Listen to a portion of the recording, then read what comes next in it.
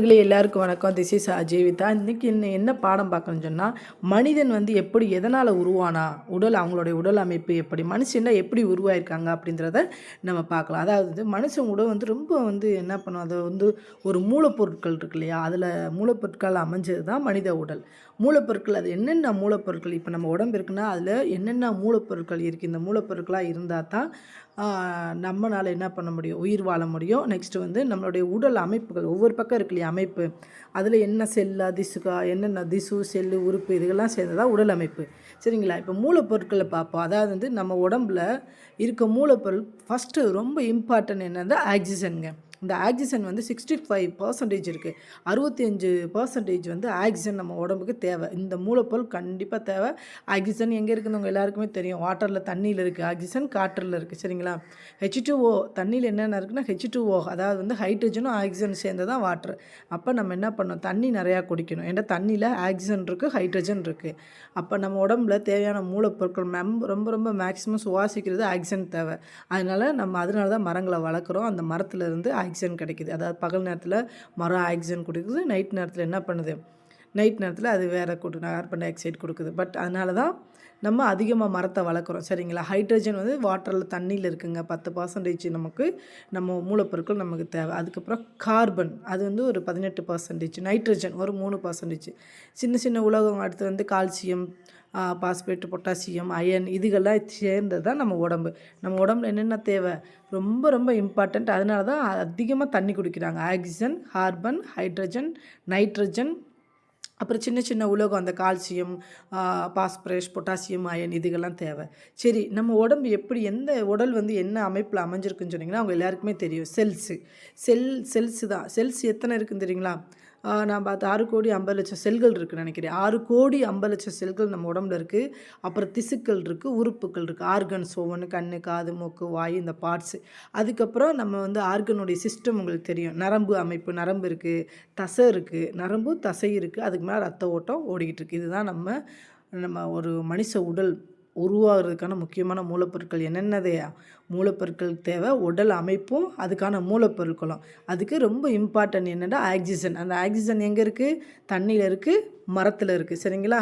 மரத்தில் சுவாசிக்கிறோம், தண்ணி, நம்ம 2 பேத்துக்கும் காற்றும் நீரும் இல்லாமல் நம்ம வாழவே முடியாது. அப்புறம் அந்த வாட்டர்லேயே இருக்குது ஹைட்ரஜன் 10%, நைட்ரஜன் 3%, கார்பன் 18%. இதெல்லாம் இருக்குது இல்லைங்களா? உங்களுக்கு தெரியும். செல்லு எத்தனை, 6,50,00,000 செல்லு இருக்குது, திசுக்கள் அதுக்கப்புறம் உறுப்புக்கள்லாம் இதெல்லாம் இருக்குது. சரிங்க. மனுஷன் எந்த உயிரினத்துலேருந்து ஒரு உயிரிலேருந்து உருவாகிருப்பாங்கள்ல, பரிணாம வளர்ச்சி ஒன்று வந்திருக்கும் பார்த்துங்க. இப்போ எடுத்தோடனே நம்ம எல்லோரும் சொல்கிறாங்க, இப்போ எப்படி வந்திருப்போம், நம்ம டக்குன்னு எடுத்தோடனே மனிதனாக வந்தோமாண்டா அது கிடையாது. அதாவது அறிவியல் படி ஒரு மனுஷன் ஹோமோசெப்பியன்ஸ், நமக்கு பேர் என்னன்னு தெரியுமா, பழைய குரங்கு வகையிலிருந்து வந்தது.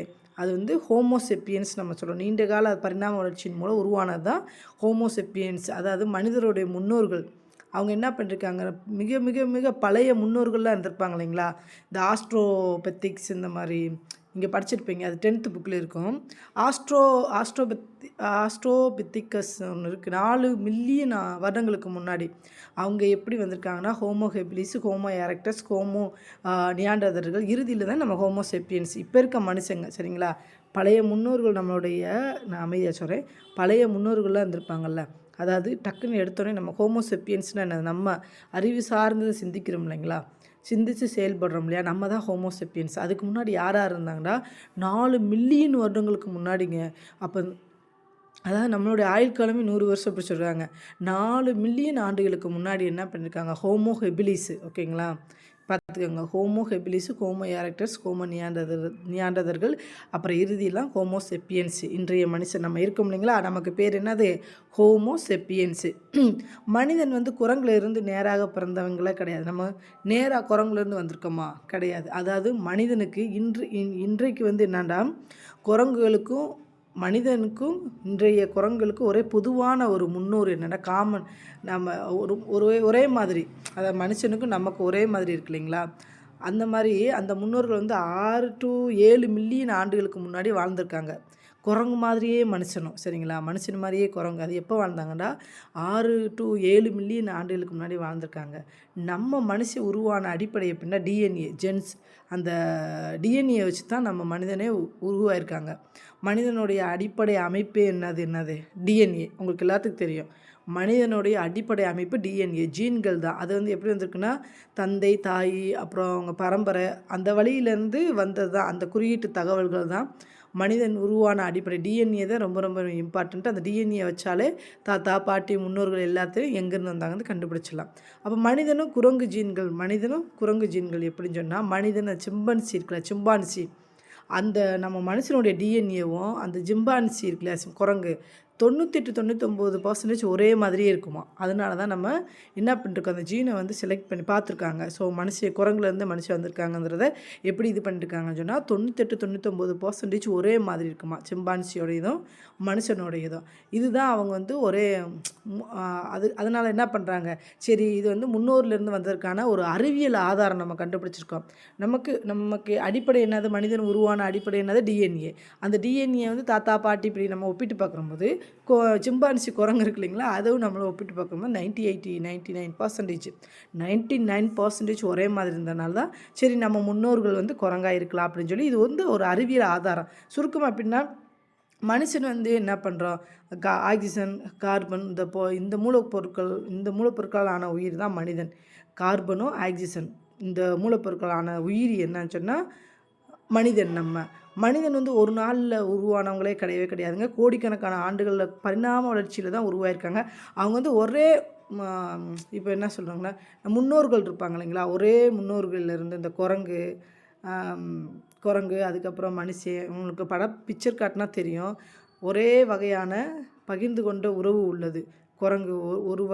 குரங்கு வகையினருடன் பகிர்ந்து கொண்ட உறவு நமக்கு உள்ளதுன்னு சொல்லியிருக்காங்க. அப்போ மனிதன் கார்பன் ஆக்சிஜன் போன்ற அந்த மூலப்பொருட்களான உருவாயிட்டு வந்திருக்கு சரிங்களா. சிம்பிளாக சொன்னப்போனால் மனிதன் உருவான பரிணாம வளர்ச்சி, அதாவது எப்படின்னு சொன்னீங்கன்னா நீங்கள் அடுத்து சரி மனிதன் உருவான பரிணாம வளர்ச்சி சுருக்கமாக நான் சொல்கிறேன் கேட்டுக்கோங்க. 4.5 பில்லியன் ஆண்டுகளுக்கு முன்னாடி பூமி உருவாயிருக்கு, எல்லாத்துக்குமே தெரியும்.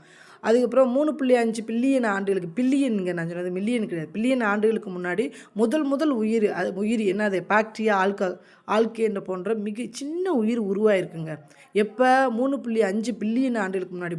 இந்த பூமி உருவானது எப்போ 4.5 பில்லியன் ஆண்டுகளுக்கு முன்னாடி.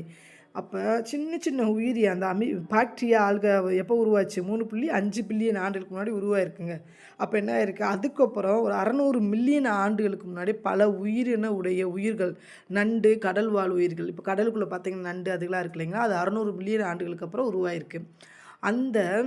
அது என்ன பண்ணியிருக்கு, அந்த 400 மில்லியன் ஆண்டுகளுக்கு அப்புறம் சொன்னேன் இல்லைங்களா, நண்டு கடல் உயிர்களாக உருவாயிருக்கு இல்லையா. முதுகெலும்பு இருந்த ஒரு உயிரி, அதாவது மீன்கள், அந்த உட்கால் கொண்ட உயிர்களாக இருக்கும் இல்லைங்களா, இதுகள்லாம் உருவாயிருக்குங்க. நெக்ஸ்ட்டு 250 மில்லியன், 400லேருந்து அப்படியே குறைச்சிக்கோங்க, 250 மில்லியன் ஆண்டுக்கு முன்னாடி முதுகெலும்பில் உள்ள நீல உயிர், பாம்பு, பல்லி வகை இதுகள்லாம் உருவாயிருக்கு. 200 மில்லியன் ஆண்டுகளில் என்ன பண்ணிருக்குன்னா முதல் பாலூட்டி, அதாவது இவன் தான் மனிதனுக்கான முக்கிய முன்னேற்றம் சரிங்களா உருவாயிருக்கு. 60 to 70 மில்லியன் ஆண்டுகளுக்கு முன்னாடி தான் முதல்ல குரங்கு சரிங்களா. எப்போ 60 to 70 மில்லியன் ஆண்டுகளுக்கு தான் குரங்கு.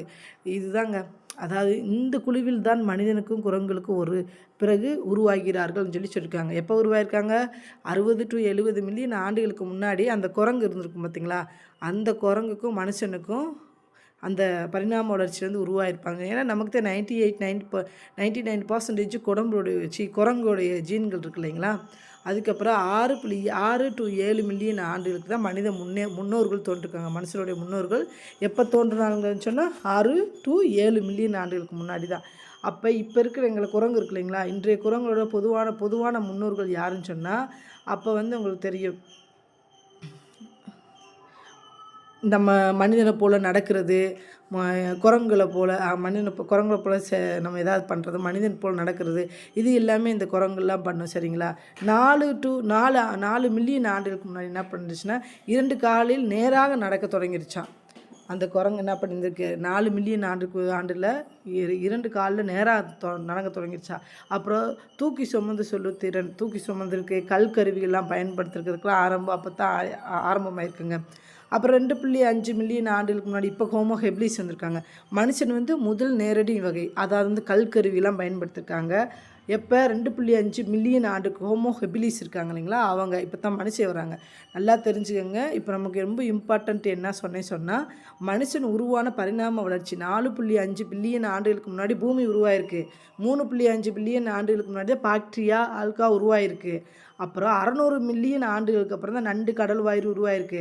400 மில்லியன் ஆண்டில் தான் வந்து முதுகெலும்பு கொண்ட உயிரி, அதாவது மீன்கள் அந்த உட்கால் கொண்ட உயிரிகளாக உருவாயிருக்கு. 250 மில்லியன் ஆண்டு தான் என்ன பண்ணிருக்கு, அந்த முதுகெலும்பு உள்ள பாம்பு பள்ளி வகையெல்லாம் இதாகிருக்கு. 200 மில்லியன் ஆண்டுகள் தான் முதல் பாலூட்டி. இவை தான் மனிதனுக்கான முக்கிய முன்னேற்றம்.